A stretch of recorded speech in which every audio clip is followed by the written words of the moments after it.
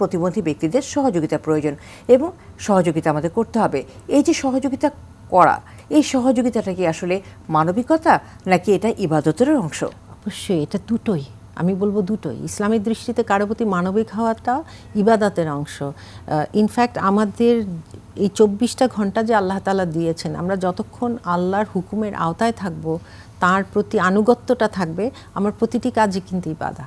এমনকি আল্লাহর নাম নিয়ে যে আমি খাদ্য গ্রহণ করি, এটাও কিন্তু ইবাদা। সেরকম মানুষের প্রতি মানবিক হওয়াটা আমার ইবাদাও, মানুষের প্রতি দয়া দেখানোটাও ইবাদা।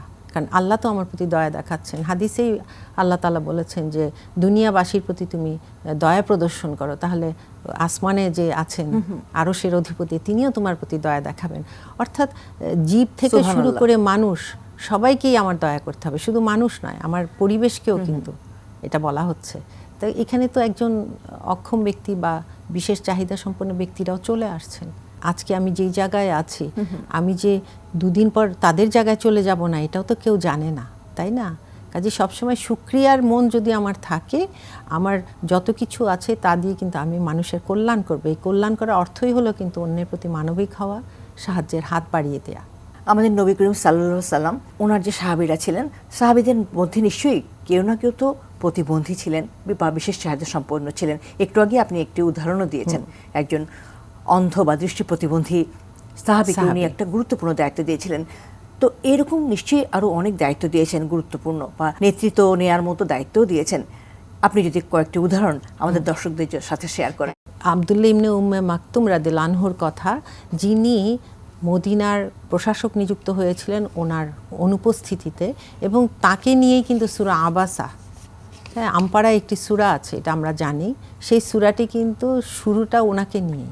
তো এটা একটি বিশাল ব্যাপার যে একজন প্রতিবন্ধী ব্যক্তিকে নিয়ে আল্লাহ তাআলা কিন্তু কোরআনে আয়াত পেশ করেছেন। এর চেয়ে বড় মর্যাদার আর কিছু হতে পারে না। এবং তার মধ্যে সেই প্রশাসনিক যোগ্যতা ছিল, ইমাম হওয়ার যোগ্যতাও ছিল, এবং তিনি ইমানের বলে বলিয়ানও ছিলেন। হয়তো আমরা খুঁজলে এরকম আরও পাবো, কারণ আল্লাহর রাসূল তো সহানুভূতি সম্পন্ন লোক ছিলেন, মানুষকে তাদের যোগ্যতা অনুযায়ী কাজে লাগিয়েছেন। এই উদাহরণগুলো আমাদেরকে বুঝতে শেখায় যে আমাদের নবী করিম সাল্লাল্লাহু আলাইহি সাল্লাম কতটা দয়ালু ছিলেন, কতটা সহমর্মী ছিলেন, এবং আল্লাহ তাআলা কতটা বিবেচক, তাই না? যে উনি কিন্তু ওনার প্রত্যেকটা বান্দার দিকেই সমান নজর রেখেছেন, এবং কোন বান্দাকে কিভাবে আচরণ করতে হবে, কিভাবে তার সাথে মিশতে হবে, তাকে কিভাবে সহযোগিতা করতে হবে, সেটাও কিন্তু বলে দিয়েছেন। অবশ্যই একজন মুসলমান হিসাবে প্রতিবন্ধী ব্যক্তিদের প্রতি আমাদের আচরণ কেমন হওয়া উচিত, ভাষায়, আচরণে এবং সহযোগিতা বা সুযোগ প্রদানের ক্ষেত্রে? এটা আসলে আমাদেরকে নিজেদের প্রথম হয়েছে কি, জ্ঞান অর্জন যে ইসলাম বলেছে করতে, মানে জ্ঞান অর্জন যে ফরজ, এই জ্ঞান অর্জনের মাধ্যমে আমরা জানবো যে অন্যান্য ব্যক্তিদের মধ্যে যে একটু করে অক্ষমতা আছে কম বেশি, তাদের সাথে আমি কিভাবে ডিল করব, এটা আমার জানাটাও কিন্তু উচিত। বিশেষ করে যখন আমাদের ভেতরেই আমরা এটা পাবো এই ধরনের ব্যক্তিদের। কাজে প্রথম হলো জানা যে তাদের সাথে আমি কি ধরনের আচরণ করব, কারণ তাদের সম্পর্কে না জানলে কিন্তু আমি বুঝবই না।